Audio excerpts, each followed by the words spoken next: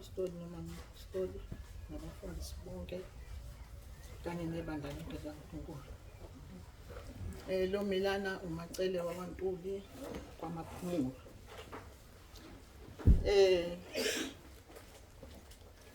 Ubufakazi bami buningi bazalwane, kodwa ngizokuthatha nje kancane kancane. Ngizoqala nje emuva, abantwana bese bancane ngiyongisiza ke mntana bebancane, abantwana beshokise bebancane.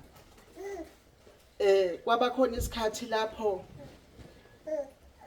ngisinevande, ngithi mangibuye esivandeni uthi njalo ngifunda incwadi kaDaniel, lapho oDaniel esemphandweni weNgonyama, nalapho nazi insizwe ezintathu zisesithandweni somlilo. Ngifunde lencwadi ngingazi ukuthi kwenzakalani. Lathi malishona ilanga kade ngiyifunda, ngisemndenini omkhulu kukomalume omkhwenyana, ebese engena omunye womalume athi namhlanje kuzinyanga, njengoba nawe ke Macele uyabona ukuthi la ekhaya izinto azisihambeli kahle, so ke kuzofika ke inyanga ke namhlanje.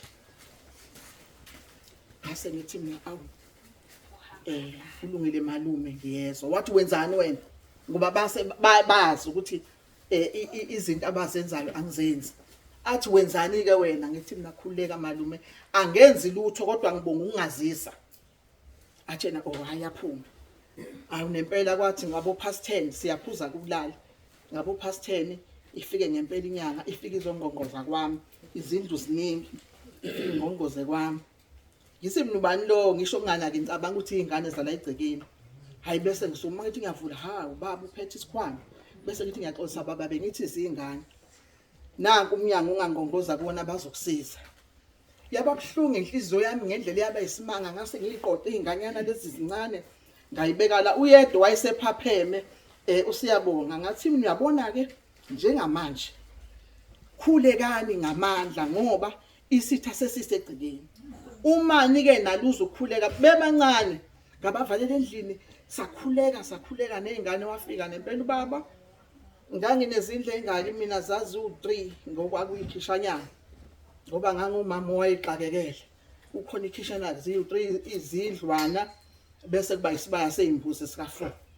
Uma ngivuka ekseni ngiyatohoza la ngitohoza khona, ngivuka ekseni ngiyetohweni. Uma ngivuka ekseni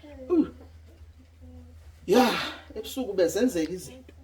Indlu nendlu inesiphambano, indlu nendlu inesiphambano eminyango nasestabheni, naseyima endaweni ibhobo zonke zomuzi, naphambi kweminyango phansi kwasala ezami izindlu kuphela nesibaya sami sezimbuzi. Ngaqale ngathi mangiphuma ngiye emtohweni ngahamba eceleni lomgodi, ngoba phela ulanga kufanele ngihambe khona, ngawugwebe ngahamba eceleni. Thema sengibuya ngathi hayi inkosi yamakhosi akulutho lokho, ngangena. Asibanga nalutho nabantwana bami, uNkulunkulu wasivikela ngohlobo lusimanga, iphakamisa amandla kaNkulunkulu. Waphinda umntwana wagula, usathi kushona njalo uyise wagula, yena siyabonga lowo njalo wagula, siyabonga, wavaleka amehlo. Yavuka ingane ebusuku, yahlala ngezinqa ingane, yakhuluma izinto engazizwa. Ngakhala ngamkhalela uNkulunkulu, ngamkhalela uNkulunkulu. Ngathi ngisamkhalela uNkulunkulu wanginikeza izwi futhi khona lapho. Ngathi mangiqeda ukufunda lelozi, ngathi pho ngisafunana, ngoba uNkulunkulu uyayazi inkinga yami. Base befika bathi uyabona njengoba ivuvuka lamehlo into ingane nje, ukhona ekushoyo, ukhona okukhulumekayo ngalengane njengoba ivuvuka lamehlo nje. Ngathatha amehlo ami ngabhekisa uNkulunkulu, yasinda ingane ayibanga nalutho. Okwasekhaya ezwi ke bazana, ngazi ukuthi ngingachaza ngikuthini ngendlela uNkulunkulu asengilekelele ngayo, asengisize ngayo ngingelutho. Okwasekhaya ezwi ngazi ukuthi ngakuthini bazalwane, ngendlela esifunda ngayo, ngendlela esikhula ngayo, okuningi ebesingakwazi. Uyabona ngajabuliswa umkhuleko kaBaba wokweshumi ngiqala ukuze umkhuleko wawulo lahlobo. Ngajabula inhliziyo yami, ngathi hawu Nkosi, ngiwubani ukuba ngathola umkhuleko njena mina? Ngiwubani?